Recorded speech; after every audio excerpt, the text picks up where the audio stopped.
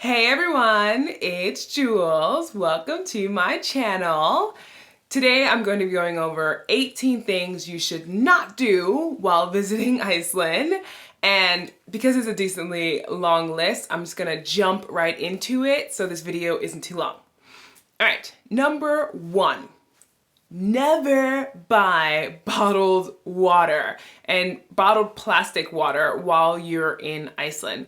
So if you just want to get delicious, fresh water from the glacier, some of the cleanest water on earth, just turn on the tap in your hotel, at the airport, in your hostel.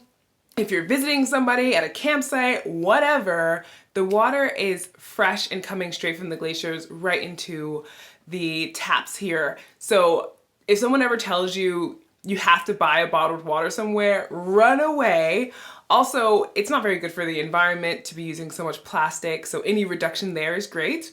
Your best bet if you're visiting here is to bring a reusable water bottle with you. Simple as that. Pretty easy. Number 2, don't drive off-road.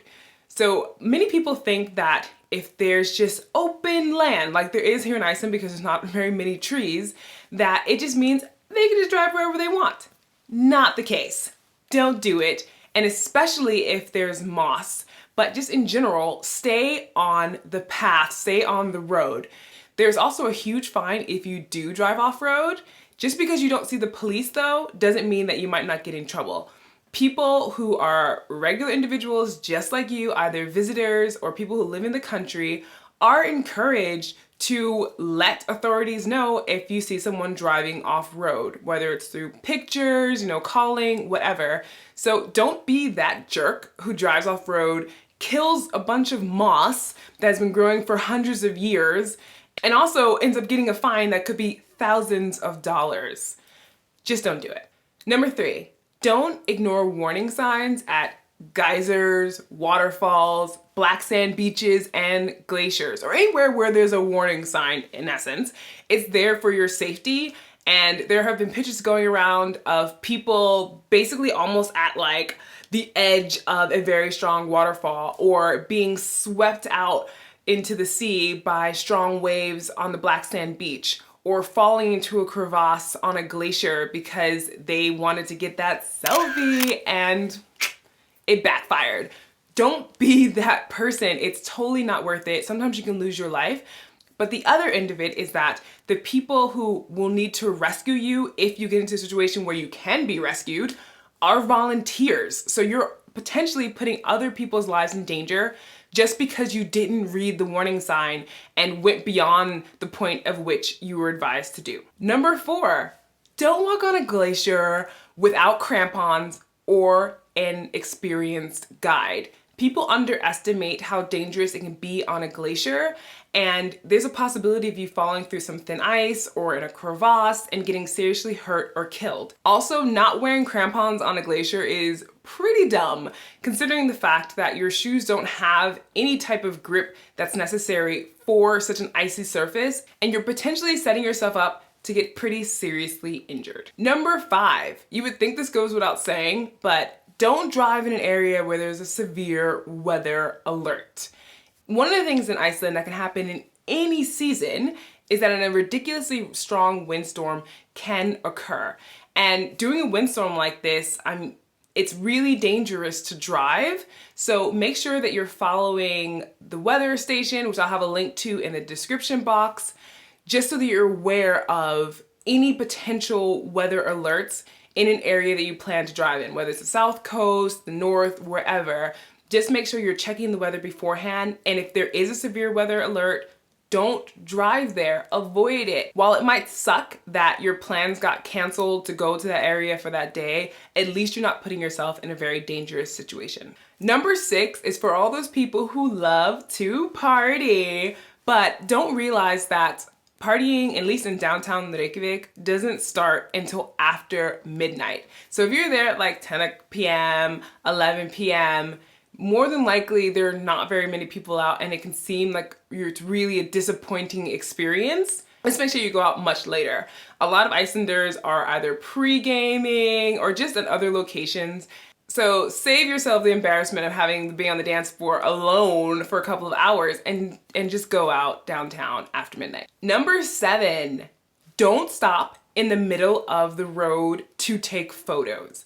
I don't even know where this is appropriate anywhere, but it seems like in Iceland, people just think, who are visitors, that's like, oh yeah, this is a pretty spot, I'm gonna stop right here. It's like, no. Find an appropriate place to safely pull over if you want to take a picture, preferably at a space that is for pulling over, meaning that there's a designated area, mainly because it's all too often that you might think that there's nobody on the road and all of a sudden someone comes up out of nowhere and maybe they didn't realize that you had stopped and it hit you. The point is, anywhere in the world, it is dangerous to just stop in the middle of the road to take pictures. It's no different in Iceland, and you're putting yourself and other people in a lot of danger by doing that. Which leads me to the next don't, number 8, and that is don't drive and try and look for the northern lights out of your window. So if you're driving a car and you're so excited about seeing the northern lights, I get that. It is really cool to see. I've been living here for a few years and I still am always excited when I do see them out of my window or when I'm in the passenger seat. But it is super dangerous, of course, to take your eyes off of the road. And also, the northern lights are visible when it's really dark out. So the darkness on top of you being potentially so focused on the northern lights is a extremely dangerous situation to put yourself in. Again, if you want to look at something that beautiful, make sure you find an appropriate place to pull over. I'm only mentioning those two things separately because it happens on separate occasions that these things are going on, and it just still baffles me that someone would have their head out of the window looking this way while they're driving because of the northern lights. They're beautiful, but they're not worth you risking your life for. Number 9, don't pay full price for alcohol if you don't have to. If you really want to, do you? But there are other ways around this. So if you're gonna be coming to visit the country, one of the things you have access to is the duty free. And many Icelandic people, as well as expats and veteran visitors to the country, know to pick up stocks of alcohol in the duty free because the price is so much better. So if you're gonna be here for whatever amount of time, pick up as much as you can in the duty free. If you're planning to drink, it saves you lots of money. And also there are lots of happy hours that are going on in different bars or restaurants. So take advantage of those. The price for alcohol here is very expensive, and if you can avoid having to pay full price, I highly recommend that. Number 10, don't litter. Like, why this has to even be a thing is insane to me, but I've definitely seen people just let stuff fly away in the wind, and I'm not talking about in a windstorm, but just like, no big deal. And that to me is so infuriating. You're in this magical, beautiful place and you're leaving your crap behind. Don't do it. Whatever you bring with you, take away with you. Any garbage that you accumulate while you're in Iceland, make sure you're disposing of it in the appropriate bins, but also don't just leave it on the side of the road, or if it does get caught up in the wind and it's safe for you to retrieve it, go and do that. Iceland is such a beautiful place, and the goal is to keep it that way. It isn't that difficult, and you can help to keep Iceland clean for generations to come. Number 11, don't forget to pack appropriate clothing. One of the things that surprised a lot of people about Iceland is that the weather can be variable any time of year. In the summertime, maybe it might rain a whole lot, get crazy winds, still be kind of chilly. In the wintertime, of course, it's much shorter days, so it's darker, colder, icy, rainy, snowy. All of these things can happen. So if you pack layers, appropriate layers, then you'll be prepared. You don't necessarily always have to wear all those things at the same time, but having a really good water resistant jacket and pants with you, whether it's in the car that you're driving or in your backpack, as well as layers that absorb moisture pretty well, so not things like cotton, you'll be in a really good position if you're out on an adventure to be able to enjoy it because you won't be cold and wet. This also feeds into, don't expect that the weather is gonna cooperate with you just because you're visiting. Number 12, don't feed into the hype that the country is overcrowded with tourists. To be fair, in the South Coast, a lot of people flock there, especially during high season in the summertime.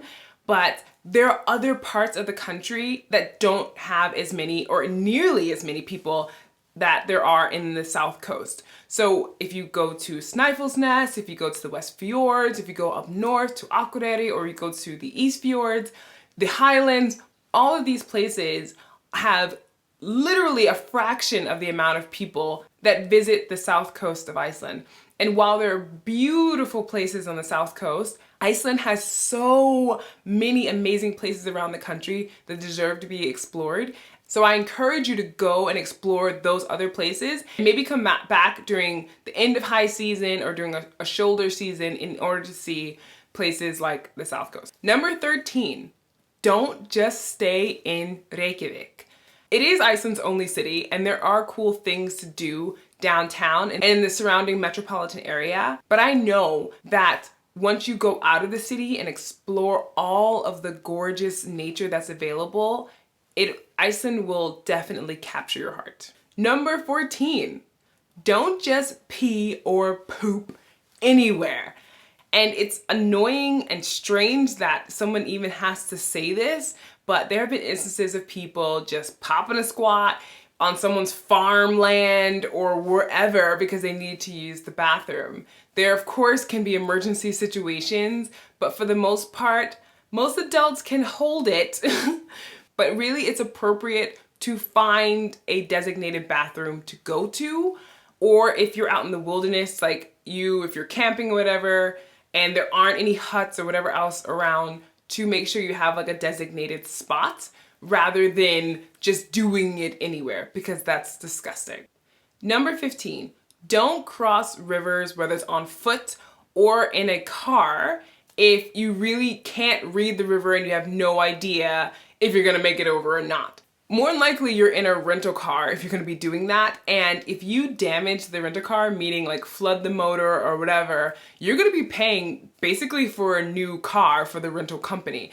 Your insurance will not cover that. So don't take the chance. It's better to get an experienced driver. It's also better to make sure that you have a car that's equipped for crossing rivers. The same thing goes for crossing rivers on foot. I've been in situations when I'm trekking and we were crossing river with an experienced guide who could read the river. So that's another thing. If you don't know what I mean by reading a river correctly, then you definitely shouldn't be crossing, whether it's in a car or on foot. But on foot, I've had to cross the river many times, and I've always been with a guide if it was a river that was relatively deep, in my opinion. And I remember once where I had to lock arms with other people just to keep stable. And it was a little bit scary, a little bit exciting, but all the same, a situation in which if I had done it by myself, I could have potentially been in a lot of trouble if the river had just swept me downstream. Number 16, don't overpay for basic food items. Now, granted, this is a hard one because obviously in Iceland, things are just more expensive than most places in general. So I'm talking about relative in terms of overpaying for being in Iceland. I think it's best to stick with places like Bonus, and then if you can't find everything you're looking for in Bonus, go to Kronan. That's essentially been my strategy that's helped to save me money. It might sound weird, but there are places in Iceland where the same food is marked up, depending on the store that you go to. And I'll give more information about that down below in the description box. Number 17, don't set up your tent or park your camper van wherever you want just because you think that's a good spot.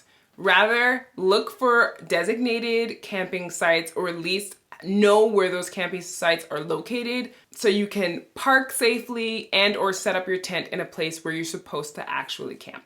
Number 18, and this is super important if you're going to be renting a car, don't speed. I made a video about a $900 speeding ticket in Iceland, and that's not even the highest fine that you can get. In fact, I'll have a link in the description box of that video that every traveler should see who's going to be renting a car in Iceland, because it's a lot of money that you pay for going over the speed limit. If you found this video helpful, definitely give it a thumbs up and share it with anyone that you know that is coming to Iceland so that they're informed about how they can be a responsible and respectful traveler. Make sure that you subscribe as well as hit the notification bell. For additional information about Iceland, I have a podcast called All Things Iceland, in which I do interviews, talk about Icelandic history, and you even learn some Icelandic in every episode, as well as great tips if you're going to be traveling to the country. Thanks for watching, and I will see you in the next one.